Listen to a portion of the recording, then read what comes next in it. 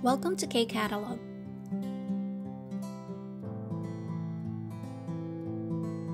KIIP Level 1 Unit 17 textbook.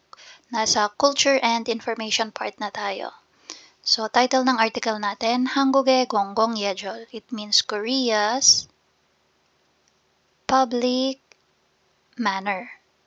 Okay? Or manners. So, ano ba yung mga manners na ino-observe ng mga Korean kapag sila ay nasa public places? So, basahin ko yung buong article natin. 한국에서는 버스나 지하철에서 공공예절을 지켜야 합니다. 버스나 지하철에는 교통 약자석이 있습니다. 여기에는 노인, 임산부, 장애가 있는 사람들이 앉습니다. 버스와 지하철에서는 음료수와 음식을 먹지 않습니다. 그리고 큰 소리로 통화하지 않습니다. 그리고 다리를 벌리고 앉지 마십시오. 공공장소에서는 다른 사람들을 배려해야 합니다. So, ano yung sabi dyan? First sentence, sa Korea daw, sa mga bus and subway, ino-observe nila, jikyoya 합니다. They observe yung kanilang public manners. Sabi, sa bus daw or sa subway, may mga designated spot or may mga spot for the week. Okay? Or may mga seats for the week. Yakchasok. Ibig sabihin, yung mga yan. Sino-sino yung mga yan?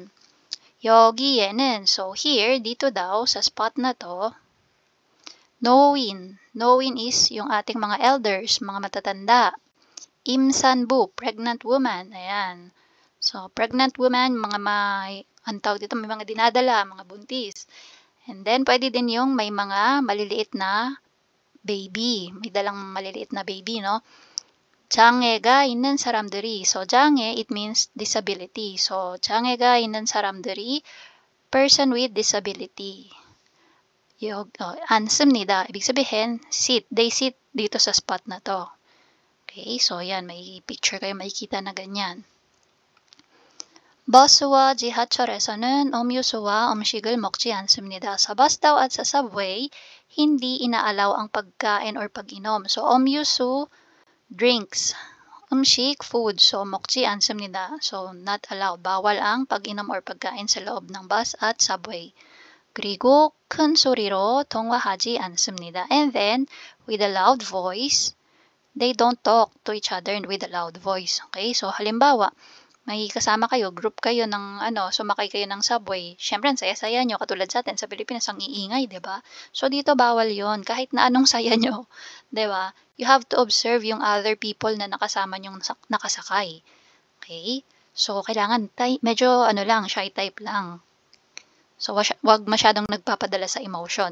Kung bago ka sa Pilipinas, kung bago ka sa Korea, ayan, minsan di mo namamalayan, ikaw lang pala yung maingay sa bus or sa subway, kayo lang pala ng mga kasama mo.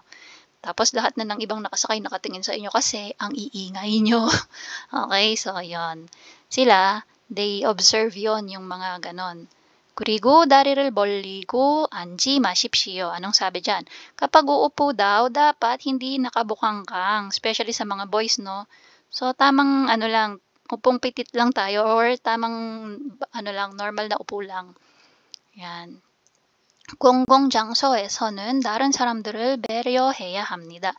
Sa mga public places daw, you have to be considerate with the other people. Okay? So, try nating sumagot ng question. Number 1, 한국 지하철과 버스의 교통 약자석에는 누가 앉아요? Sino daw ang umuupo sa spot na to? 약자석에. Asan yon? So, ito siya, no? 교통 약자석. Sino-sino yon? 노인, 임산부, 장애가 있는 사람들이 앉아요. Okay, so yung 앉습니다, gagawin mo lang 앉아요. Number 2. 한국 지하철과 버스에서 무엇을 하지 않아요? 하지 않아요. Hindi ginagawa. So, ano yung hindi ginagawa or bawal gawin sa loob ng bus or subway? So, ito yung mga yan. 음료수와 음식을 먹지 않아요. 그리고 큰 소리로 통화하지 않아요. Ano pa? 그리고 다리를 벌리고 앉지 않아요. So, gagawin mo lang 지 않아요 yung mga yan. Then number 3, 공공예절에는 또 Oton goshi soyo. So, pag sinabing to, what else? Okay, ano pa ba? Yung, ano mo dyan, mga pwede mong idagdag kung may alam ka pa. So, for example, ako, sa Chihachol, di ba, dadating na yung bagon. So, magbubukas na yung pinto. Okay? So, syempre, bago bumukas yan, may mga bababa na dyan. So, ikaw bilang nag-aantay ng bagon, bago ka sumakay, you have to stay sa side. Okay? Para you can make way sa mga bababa. Huwag tayong nakaharang sa gitna, no? So, tapos, ang rule is, yung bababa muna ang mauuna. So, wag kang sakay agad. Kasi di ba, syempre sa atin, oy, dapat makaupo na ako. Nag-uunahan kasi sa upuan eh. So, hindi ganon. Sila dito, although may iba pa rin na hindi naman talaga fina-follow yung ganong rules. Pero syempre, di ba, manner din yun eh. Parang mauna muna yung mga bababa bago yung sasakay sa loob. So, paano yun? Pwede nating sabihin, 내릴 사람은 먼저 내리고 tayo. So, pwede nating start with 버스나 지하철 탈 때. Yan. So, ano yung sabi ko dyan? Kapag sasakay ng, so, digat yan tal te. Pag sasakay ng bus or subway, yung mga bababang tao muna ay dapat bababa bago ka sumakay. So, 내릴 사람은 먼저 내리고 tayo.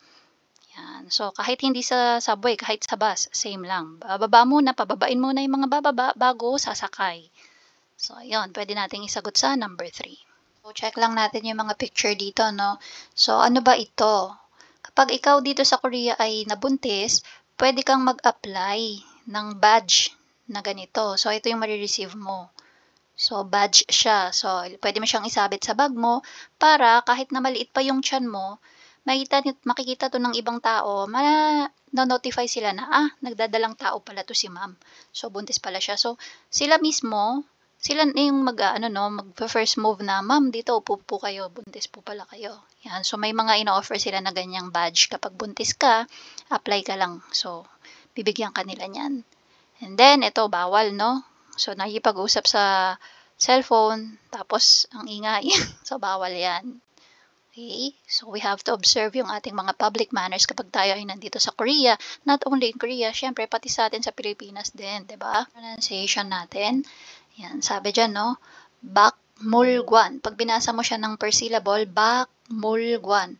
Pero, ang tamang pronunciation, bangmulgwan. So, ano yung nangyari? Giyok followed by miyum. Ang lalabas dapat na sound is iyeng. So, giyok sa ilalim, kasunod ng miyum sa taas. Iyeng yung naging katunog nung giyok sa baba. Bangmulgwan. Next, mot manjoyo. Ano yung tamang pronunciation? Mon manjoyo. So, shiyot followed by miyem. Yung shiyot sa ilalim, magtutunog niyen. Mon manjoyo. Dengrok. So, yung dengrok, magiging dengnok. So, iyeng followed by real. Dahil nakakabulol para sa mga Korean, so, magiging niyen. So, dengnok. Wegugin dengnok chung. So, sige, try nating apply sa sentence. Bangmulgwanen 어디에 있어요? Ano ulit yung sabi ko? Bangmulgwan. Hindi bakmulgwan, no? So, bangmulgwanen 어디에 있어요? Nasaan po ang museum? 공원에서 꽃을 못 만져요.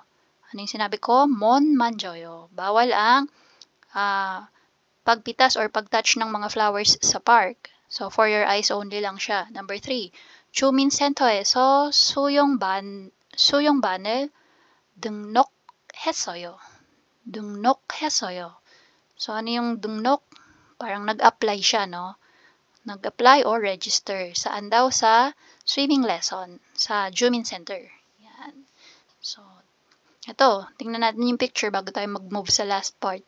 May hawak siya na cup of coffee ba yan or tea. So, bawal yan inumin. Okay? Pwede naman kung halimbawa take out, no choice. Dala mo yun eh. Huwag mo lang iinumin sa loob. Yan. Huwag mong iinumin sa loob ng subway or bus. At ito na nga yung kanina sabi, no, darir bolli jiang.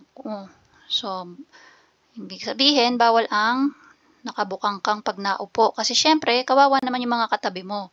'Di ba?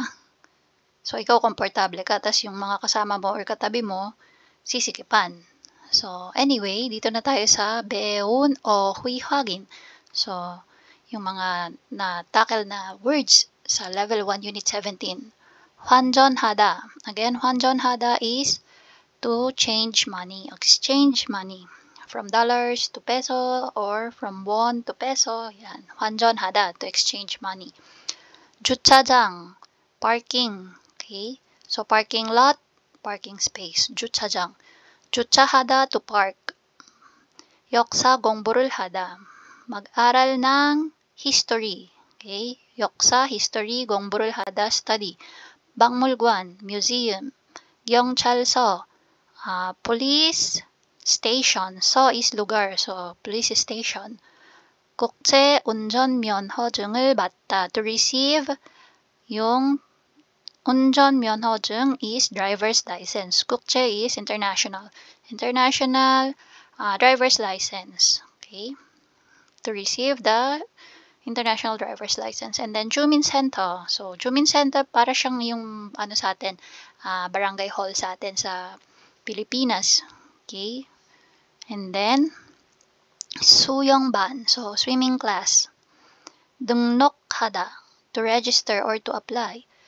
센터 사무실. So, central office. 사무실 office. 위층. Sa top floor daw. Sa taas. 위층. 아래층. Sa babang floor naman siya. Okay. Tapos, 오른쪽. Right side. 오른쪽. 왼쪽. Left side. 담배를 피우다. To smoke.